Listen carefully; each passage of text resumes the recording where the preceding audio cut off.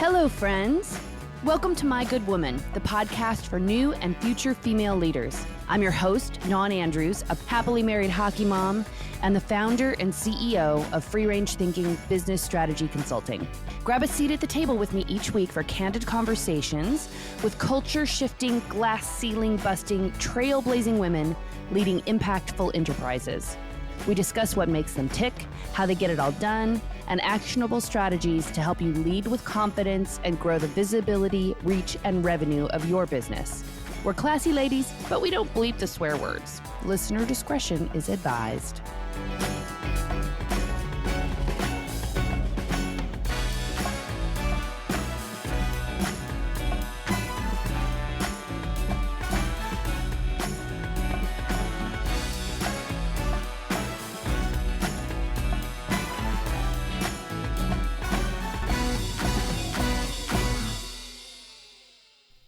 Being a female founder is hard.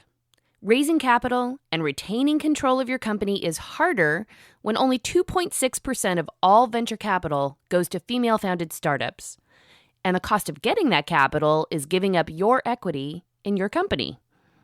That's why I sat down with my good woman, Melissa Widner, the CEO of Lighter Capital. Melissa deeply understands the entrepreneur's journey and the role a funding partner can play in the development of a business. As CEO, Melissa led 2 companies to successful exits, returning more than 10x to her investors. She was the founder and CEO of Silicon Valley-based Seven Software and the managing director of NAB Ventures, the VC arm of the National Australia Bank, where she led the bank's investments into high-growth fintechs, including Lighter Capital, the pioneer and leader in revenue-based financing for tech startups and scale-ups. And if that isn't enough awesome for you, Melissa is also the co-founder and chairperson of Sydney-based Heads Over Heels, an organization supporting women entrepreneurs running companies with high growth potential. This week, we got together and talked about leveling the playing field for female founders, equity or debt, which is better when you're building your business, how revenue-based financing works as opposed to venture financing, and how to retain ownership of your company amidst rapid growth. Enjoy my conversation with my good woman, Melissa Widner. Well, welcome to My Good Woman, Melissa Widner. I'm so excited to have you here with us today. Thanks, Dawn, and I'm really excited to be here. I got to stalk you a little bit on social media, which was delightful and enlightening. I was especially excited to invite you here to talk about women, founders, raising capital, getting started in finance as a woman. So to kick it off, where did you get your start? How did you come to be in this space? Yeah, well, I was an entrepreneur from a young age. You don't have to be a young entrepreneur to be an entrepreneur, but I was an entrepreneur from a young age. I had a little business when I was in college, but then I ran a turnaround company right out of college. That was a 40-year-old company and turned that around, made a really good return, 15x return for the investor. And then I went to business school and learned about finance. Did an internship at Goldman Sachs and learned more about finance and technology companies and started a technology company in my second year of business school, an enterprise software company. That was sort of the entrepreneurship piece. And then that had a successful exit. And I ended up becoming a venture capitalist in the US and then moving to Australia and becoming a venture capitalist in Australia. Now I am the CEO of Lighter Capital, which is the pioneer in this revenue-based financing space for startups. And it's something that I just love. I love our product. And it's sort of a culmination of everything I've done in terms of angel investing and some banking and venture capital and entrepreneurship coming together to this one place. It sounds like you came straight out of the chute as an entrepreneur to be so accomplished so young. Do you attribute that to your family, where you came from? Were you always interested in business? How did that happen? Yeah, I was very entrepreneurial. I think my neighbors would close their windows and pretend they weren't home because my friend and I were always building little things, making little things and selling them to the neighborhood. So but I went on to study entrepreneurship. I taught it for a year at University of Washington's Graduate School of Business. And when I studied it, what I found is that a lot of very successful entrepreneurs weren't entrepreneurs at all as kids. We love to tell those stories about, I did have a little business when I was 10 years old and I had a business when I was in college doing hair accessories, but that's not a required path. There are people that become very successful entrepreneurs even in their 40s or 50s who wouldn't have seemed to have had an entrepreneurial bone in their body as a kid. I was always thinking of businesses to start from as long as I can remember. And my parents aren't entrepreneurs, so I'm not really sure where it came from. Divine gift, I guess. I mean, it just sounds like it's your creative genius. Everybody has something that speaks to them, a natural affinity towards something. And it just sounds like that's where your curiosities lied and you kept following it. And here you are. Yeah, that's probably right. I think I was really interested in how to make pocket money as a kid. And when my parents got divorced when I was young, I had an economic change of circumstance. And I actually think that can be very motivating. I've given my kids a very stable life, so they don't have that motivation. But I think that was part of the motivation as a kid is just to have pocket money. I share that with you, Melissa. My parents divorced when I was 7, and I ended up being the person that was responsible for the family finances, for paying attention to the checkbook. And by the time I was 9, I knew how to balance a checkbook. And I'm glad for the skill. It certainly is one of those lifelong skills, but I definitely would have traded it out for for some other things at the time. Yeah. Well, so tell me a little bit about what you love about your work now with Lighter Capital. Well, part of what I love, or mostly what I love, is the same thing that I loved about my work as a venture capitalist. And that is, I get to spend my days working with the most fascinating people on the planet, truly entrepreneurs and startup entrepreneurs. And I get to spend my days helping them in the way they need the most help, and that's financing. I love what we do at Lighter Capital on the revenue based financing side compared to what I did at Venture for a long time, which I also loved as well. But in the venture capital world, you're saying no 99 times for every time you say yes. And you're saying no to great entrepreneurs who have really good ideas. But venture capitalists typically fund 1% of all deals they look at. Whereas at Lighter Capital, we fund everything that fits our criteria. And our criteria is objective and it's public. So if we can't fund a company, we let them know exactly why. And we'll fund every company that wants to take our money if they meet our criteria. Let's do a little compare and contrast. A lot of my listeners are female leaders, there are women in Mm, business, many are founders. Share with the listeners the difference between you're a founder, you have a great idea, and you need money to make that idea a reality. mhm. You have the option of venture based financing, you have the option of revenue based financing, you can bootstrap. Would you describe those different financial options for somebody that's looking to start a business and thinks that they want to take on investment from somewhere else besides just out of their own pocket? Yeah. So, first of all, we're on revenue based financing. A company has to have revenue. So, our minimum criteria is 200,000 in ARR, annual recurring revenue. We're not funding companies at the idea stage because we get paid back. We don't take equity, we don't take any control. We're paid back a percentage of the revenue until essentially the loan is paid off. So, we're looking at revenue. So, if it's just the idea stage, this isn't an option. Venture might be an option if it's a really great idea with a track record. You might find a venture capitalist to fund that. But typically, the really early idea stage companies, they're being funded by the founders themselves or friends and family, so sweat equity. Our average customer, when they first take money from us, has $1 million in revenue. Now, like I said, they only have to have 200,000 in annual revenue, but the average typically has about a million.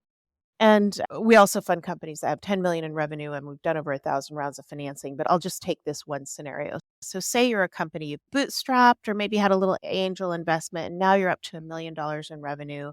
You're ready to hire some salespeople. Maybe the founder's been doing all the sales. So they're ready to take on some money.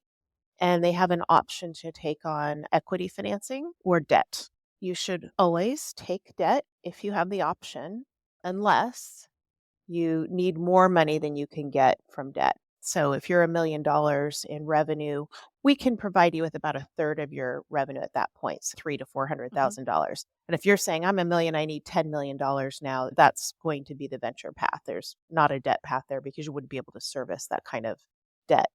That's a good distinction to make for people to really understand in the growth path of their business from idea stage through seed and series A. But what I'm hearing here is a great bridge path to be able to prove even further the concept of your business and give it a fighting chance to grow before people already have their stake in it and are taking a piece of it.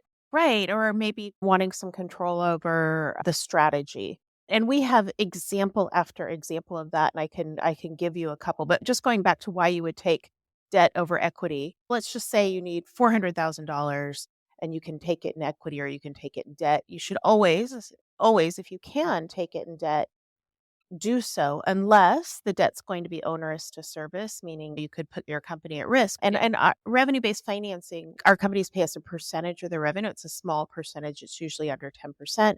And it's their cash collected revenue. And they pay that until the loan's paid off. So if they grow really quickly, it gets paid off faster. If they grow slower or go out of business, it might not get paid back. So there's not this onerous debt burden because it's based on the cash that you're collecting. And another reason you might take equity, remember if it's the same amount, you need 400,000 and you can get it with debt or equity. You might take equity if you're going to get a lot more from that equity provider because you're giving away part of your company and a lot of times you're giving away some control. But if they're going to provide a lot more that it's worth, whatever you're giving away, 10, 20% of the company, then that would be a reason to go down that path.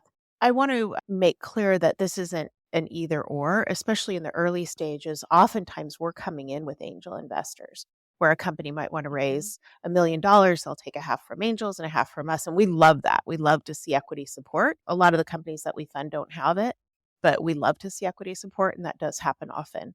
And to your earlier point, Lighter Capital has done over 1,000 rounds of financing. So we've seen a lot of different scenarios, but a couple come to mind. One, I think it's on our website right now, is a company called Flip. They were called Red Route, and they took money from us when they had $1 million in revenue.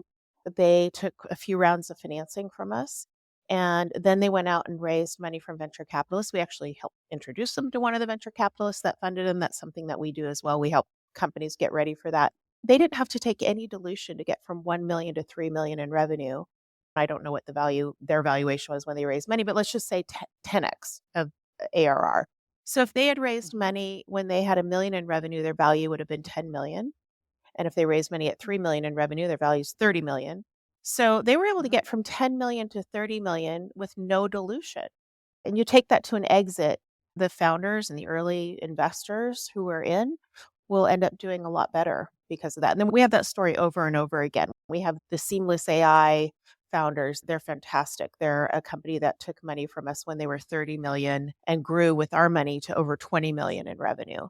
And so the founders stand up at our CEO summits and say they're worth hundreds of millions of dollars more because they did this funding early on as opposed to taking dilution. I particularly love this idea for female founders because, as you know, of all venture capital available, at least in the US, I don't know how it is in other countries, but of all venture capital available, female founders receive around 2.6% of that. And that means you were talking about in your venture capital past life, that you were saying no more than you were saying yes, no 90% of the time even, which means that women are hearing no, no, no all the time. And I think that following the path that Lighter is suggesting, that you're suggesting, it leverages the strength of women. Women tend to be good at creating relationships, which means that they can build community that would build that on that angel funding. They can retain the ownership there.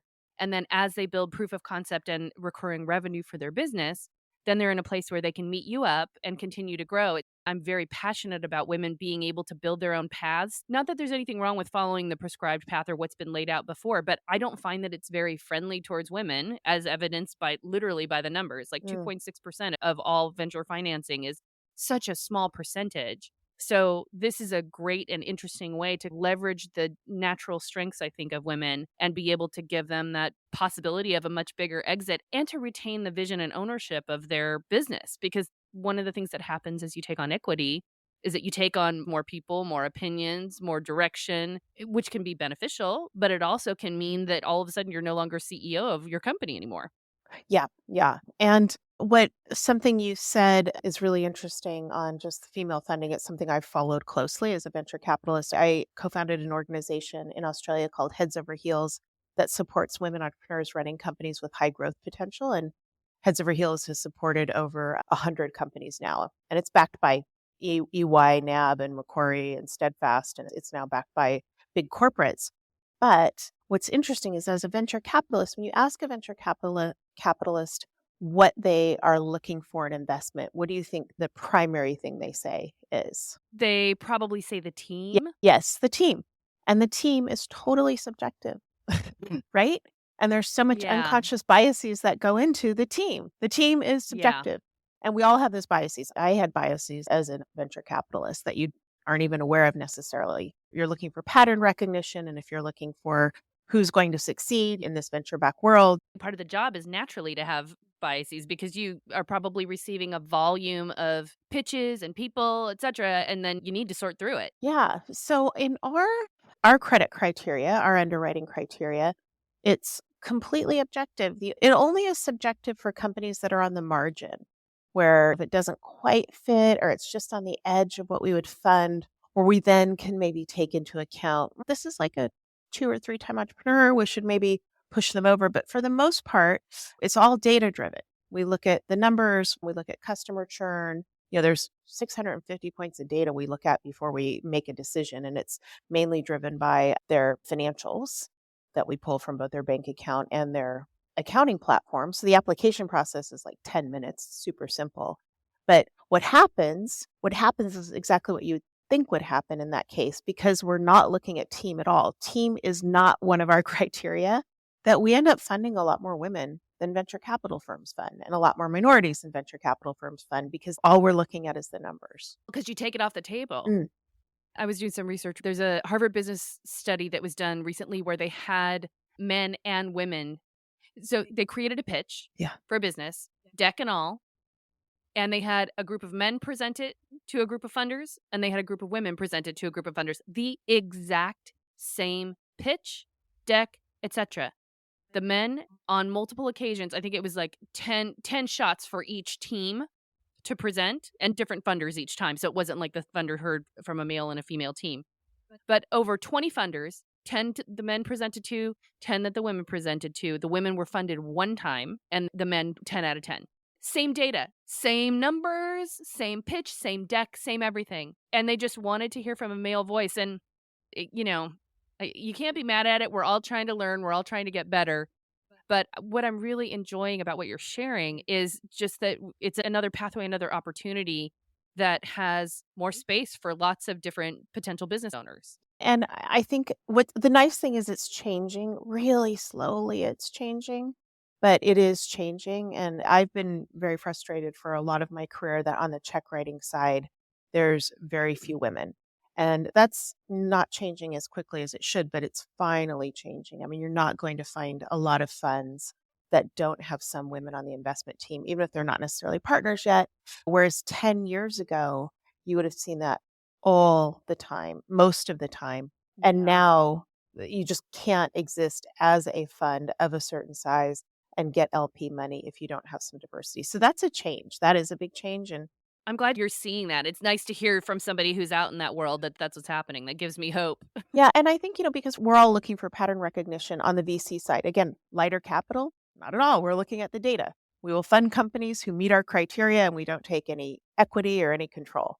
But on the venture side, because team plays so much into it, and because that is a subjective measurement, it's tough. But we're seeing more and more examples. I'm in Australia right now, and our most successful unicorn right now is a company called Canva, worth tens of billions of dollars. It's still a private company, but it's run by a woman. And so I think that's changing things when And it is used by a woman. I'm raising my hand over here. I'm a Canva power user. oh, great. So, that bias in Australia will be like, oh, you want to make money, invest in a young woman. Cause I think Melanie was in her 20s when she started it.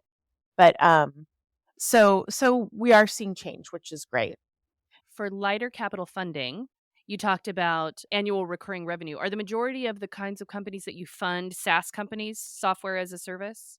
Yeah, because we have to be able to predict the revenue. So we have a standard term loan too. If companies just want a fixed payment, most companies want that downside protection. So if things go wrong or if their revenues are seasonal, they don't have a big loan payment to service. We just have to be able to predict the revenue. And that's typically companies with recurring revenue and typically software as a service. But with over 1,000 rounds of funding, we have funded other types of companies. We funded subscription box companies. Those have done well.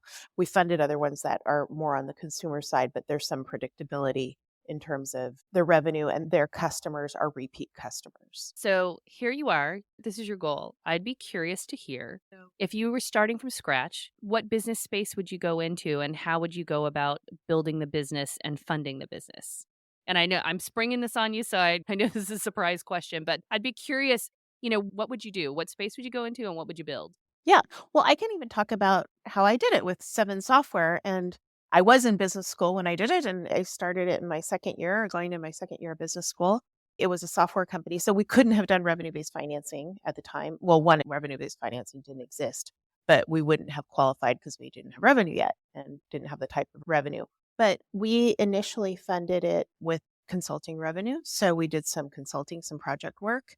And then we got some angels who had great connections, but also had built enterprise software companies before. So who were really helpful. What was the actual product or what were you building towards? What was it doing? We were automating procurement for corporations. So taking away the Okay. manual piece of generating a PO and getting the information of the vendor and getting the item shipped. And we're really early in that space. And then we ended up in the hottest space. This is where I realized timing. Timing is something you can't control, but oftentimes, probably most of the time, is what determines success, especially on the exit side. But we were acquired by a company called Concur Technologies. And then Concur went public and became a very large company. So we did luck out on timing because we were probably one of the furthest ahead in our space when our space was all of a sudden got very hot. That's I remember using Concur back in my olden times corporate job. Did you see that space to begin with? Is it something that you were passionate about, or how did you come to land on that idea Mm. to pursue? Yeah. So that idea, I was the CEO and the co-founding partner was the CTO who was at Microsoft, and he created this product for internal use at Microsoft to automate Microsoft's procurement internally. And they would trot him out to say, here's what you can build with Microsoft technology. And they would trot them out to their customers to say, you can build these types of products. Here's a product we built, and it saved us $35 million internally. And the customers would say, where do we buy this? And Microsoft, no, we don't, this is when they weren't selling enterprise software. They said, we don't sell this. We're just kind of showing you if, use SQL and some of our other tools, what you can build. So I had run prior to business school, I had run an industrial supply company. So I really understood the procurement. We had over 1,000 SKUs and I understood that pain point. You were probably struggling with it. Yeah, we were a smaller company than we were selling to when we were at Seven Software. But so I got that immediately and it was obvious there was a business there. And I think at the time I was working at Goldman Sachs doing an internship and looking at all these tech companies and saying, oh, this is really interesting compared to manufacturing. To me, it was very obvious that there was a business there and a need there, which doesn't mean it's easy to do at all. It's really hard to start a company. And What were some of the challenges that you faced? So you and your CTO co-founder, that's the two of you, you're Mhm. doing some consulting to raise some pocket money to continue to grow the business. What were some of the challenges you faced? Fundraising was a challenge. Customer acquisition, of course, is a challenge. How long was it just the two of you? It wasn't the two of us for very long. Pretty early on, we brought a couple other people in on the developer side, but it was the two of us mostly when it was concept and we were still getting some money in on the consulting side. But we brought people in on the developer side pretty early. And then we brought somebody in who quite early to do the implementation because we had some early customers. So that was really helpful.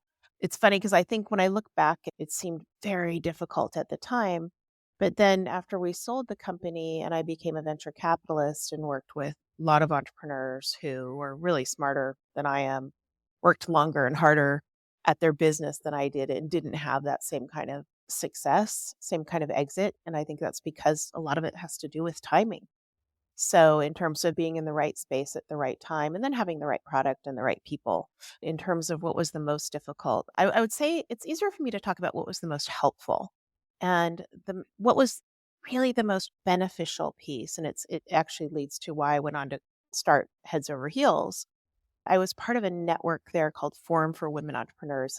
We started the company in Silicon Valley. And when I look at a lot of good things that happened with Seven Software, it happened from connections I made through Forum for Women Entrepreneurs. So we started Heads Over Heels after I moved to Australia in 2010 with the idea of how do we fast track these connections for women? There's all of this, there's a lot of educational opportunities, learn how to pitch, learn how to do everything else you need to do with a startup. But women in general aren't as well connected as men. in terms of business connections. So how can we fast track that?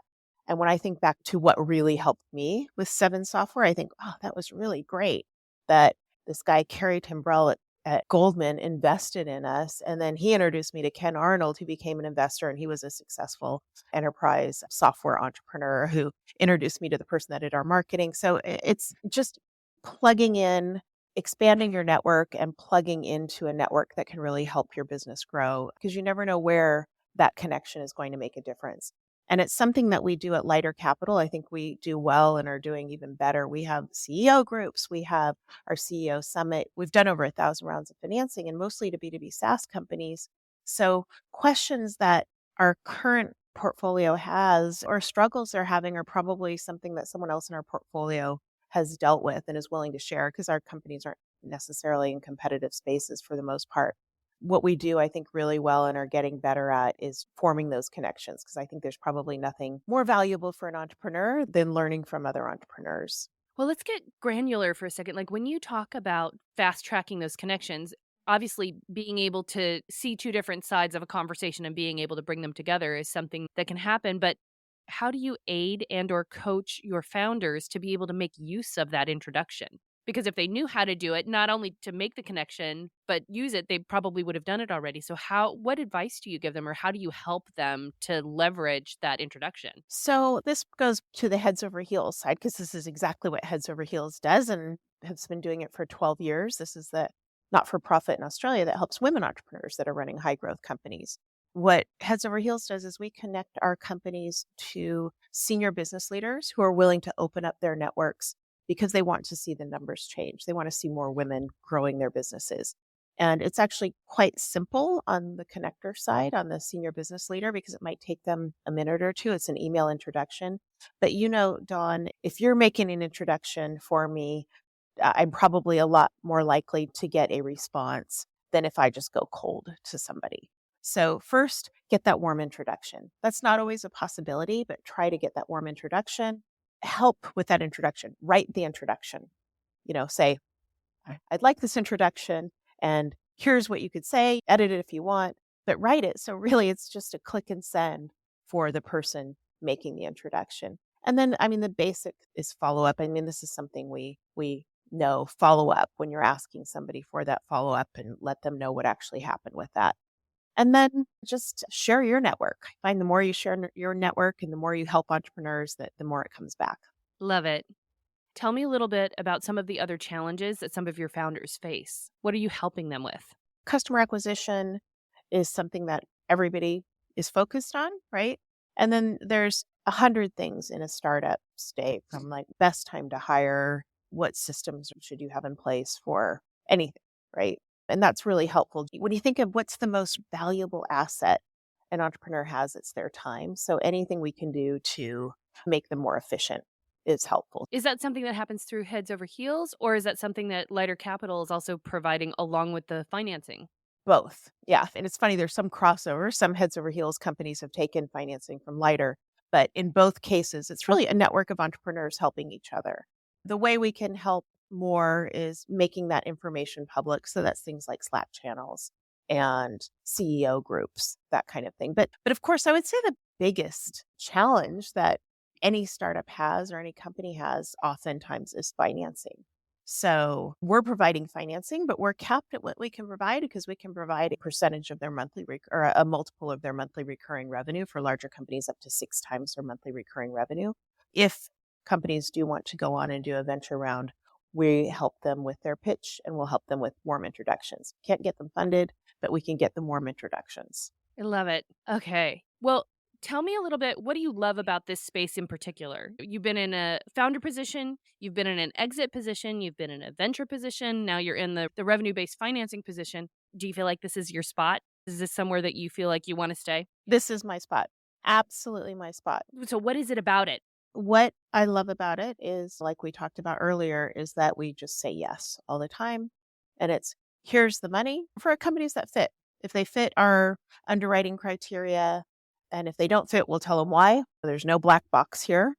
It might be you don't have enough revenue, your customer concentration is too high, but you'll know exactly why. Or maybe you don't fit now and you will later. But here's the money. And now how can we help? Yeah, it's really remarkable feedback. It's great feedback for a founder to be able to get because if they're in a position to be financed, great. But if they're not, then that's really clear direction on where they can spend their time and energy to be able to improve and grow. For our type of financing, for venture, it might be different. Or, oftentimes it is different. The reason I love it is because we're saying yes all the time. Here's the money if you fit our criteria. And now how else can we help? We're not taking a board seat, not taking any equity. There's no control. We know the founder's most likely the one with the best vision for the company. We don't get involved in that at all. Here's the money. Love it. We want you to grow faster because that's better for us. You're not going to pay us back more, but if you pay us back faster because you grew faster than we predicted, that's great for us and great for you. So how can we help you? Look, it is an absolute privilege to be able to spend time with the most fascinating people on the planet, startup founders. That is just an absolute privilege. I'm so lucky to do that. And everyone in this space, the space of the startup ecosystem space feels the same. You're spending time with creative people who are going against the odds, and they're what makes the world go round and what makes all the positive changes happen. I love that piece of it. Venture has that piece as well, but you just get to do this a lot more often and in a lot friendlier way. It's nice to be in a spot where you get to say yes more than no. Absolutely. Absolutely. Well, I'm curious, how do you nurture your network? How do you take care of the people that you're connected with? How do you nurture them? Well, this is something looking back, I probably have always done naturally because I'll talk to some friends that, I had when I was 10 years old and we moved around a bit when I was a kid. Then they'll say, "Oh, I remember you were helping me with this." It just was always, I was the campaign manager for school elections. I would try and figure out who's going to win and then I would try and help them and wonder.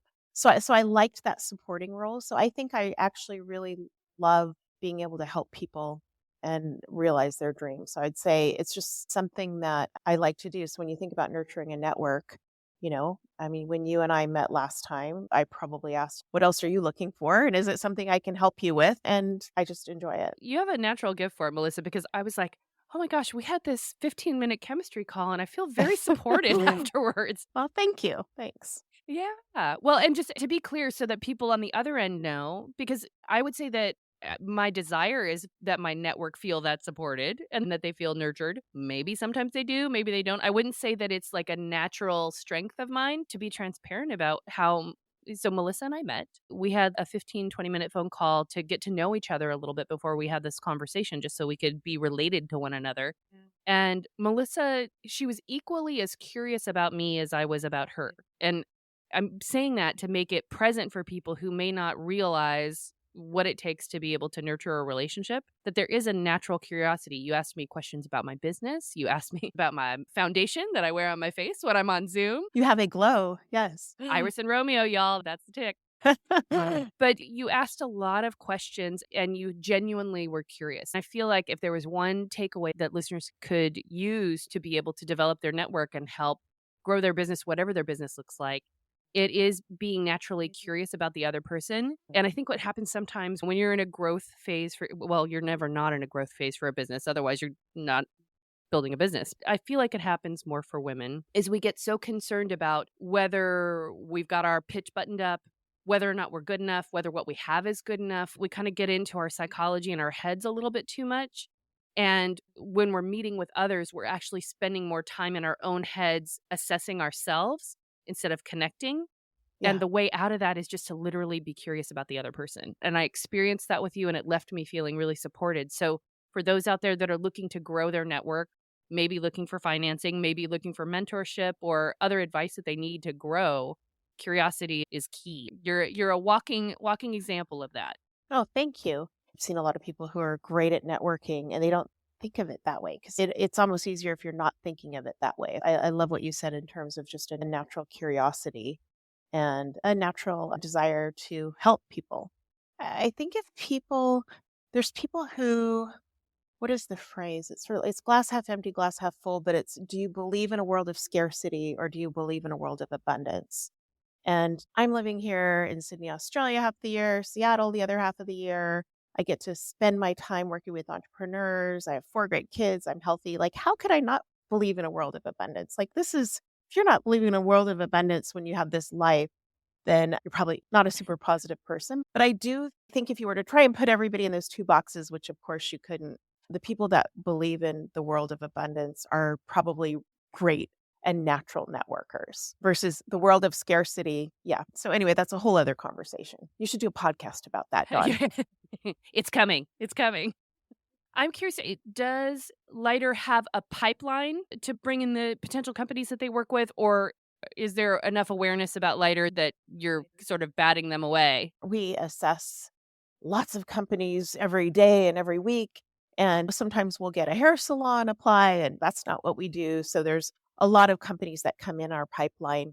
And we have something on our on lightercapital.com/apply where I don't know, that maybe takes 20 seconds if you're a slow typer, that'll kind of say, look, you might be a fit or you might not be a fit now. But our biggest challenge has always been just educating the market that this exists, that this type of funding exists. And it's becoming more widely known. We started in 2010, and it's definitely in the last few years become more widely known, which is great. But that still is the biggest challenge. The entrepreneurs know, I think there's this connotation that, oh, debt's bad, but it's actually better than equity because you're not giving away control. And if it's debt, the payback is based on your revenue. So it's affordable and it's fixed in terms of the total amount you're going to pay back. Then it actually is a great way to grow your business. So just getting out the mechanisms for how this works. I recently guest lectured at both Columbia and Berkeley in their business school. Oh, that's great. That's a great way to get out there. Yeah, no, it was really good. But what was interesting is that the students had so many questions, and these are really sophisticated students. And these were both classes on venture financing, so they knew about that space. But it's just not a space that people necessarily know about. So I'd say one of the biggest challenges is really just getting the word out. What are the three main things that you'd want people to know about this type of financing? Because the first thing that came to mind for me, or the first question, and it's a simple one, is just how is this different from a bank? Why would I choose this as opposed to just, getting a loan from a bank? If you could get a loan from a bank, it's going to be a lot less expensive than ours. So amen to that. Go for it. Yeah. You probably should. Yeah. Well, banks, a lot of times they're going to want personal guarantees. Sometimes, I mean, our loan is almost nothing to service. We're connected. It's pretty simple. There's not financial covenants or that kind of thing, which you do have to do with a bank. But banks won't, for the most part, aren't going to lend to the companies we provide capital to because they're not profitable. They don't have hard assets. The founder's not going to put up a personal guarantee. So we're not competing with banks. That's not our competition. Their tolerance for risk is incredibly low. There's not a lot of space there. Yeah, and two of our biggest equity investors in Lighter Capital are Silicon Valley Bank and National Australia Bank. They invested into Lighter Capital because we're funding companies they can't yet, but they're companies they'd like to have a relationship with. Sometimes we get companies that will get money from a really creative bank. And typically those companies are profitable. They've, willing to put up some personal guarantees. But I'd say 99% of the companies we fund, banks would not fund them. We're an alternative financing option, and we exist because banks aren't funding these types of companies. Yeah, you found the space again, similar to the procurement space that we were talking about earlier. Like, if we could take it away in a nutshell and just lather, rinse, repeat so that people could fully understand the existence of and the benefit of revenue-based financing, what would you tell?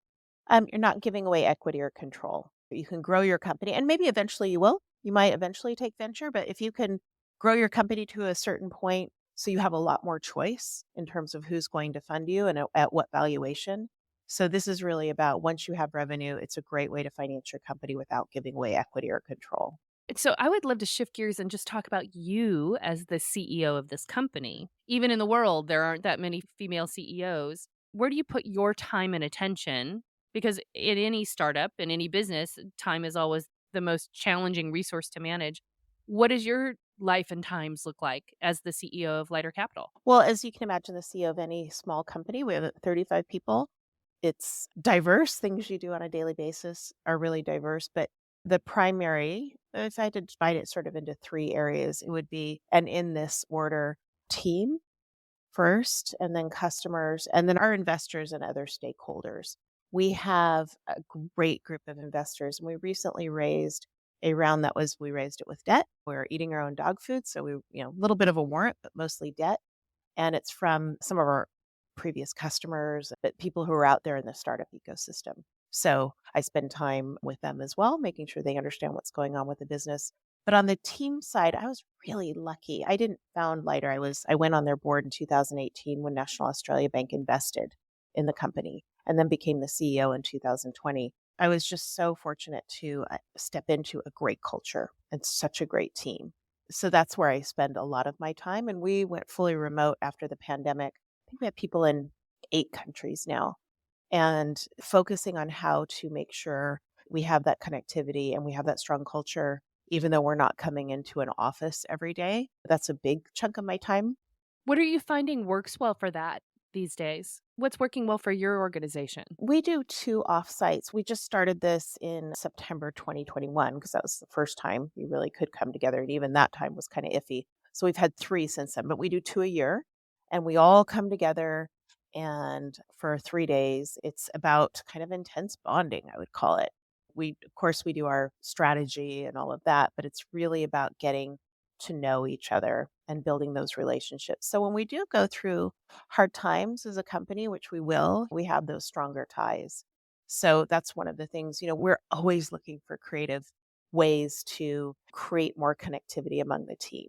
What have you found has been most effective in building that connection? Like, literally, is it the big bowling night out? What happens that has been effective for you? A bowling night out would be tough because we're in 8 different countries. But really, I think the offsites are really good. But this happens spontaneously because actually she's in your neck of the woods, our head of product.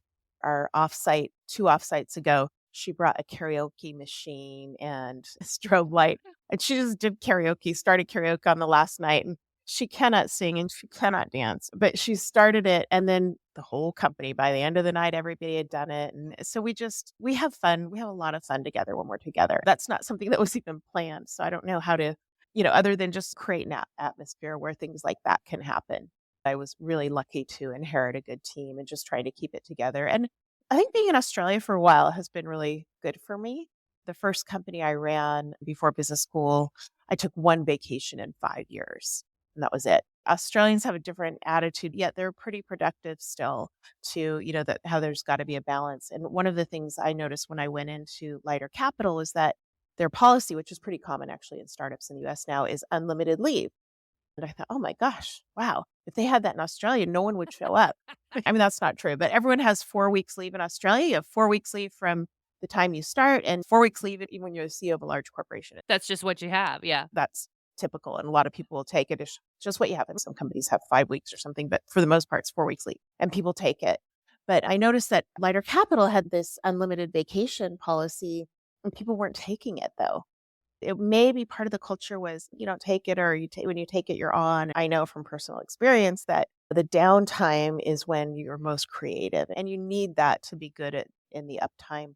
So one of the things we did is we implemented a bonus for people who take vacation. It's not much, but we'll give people $500 if they take a week off and don't check email. And if they check email, they don't get the money. So we really try and celebrate it, encourage it. And I don't want to say shame people who aren't taking it, but we call people out like, hey, you haven't taken it yet. So we well-being is good for the people, but it's good for the company too. And we really believe in that. That is incredible on so many levels. First of all, I'm ready to come work for Lighter Capital because I want my I want my $500 don't check my email bonus. Yeah.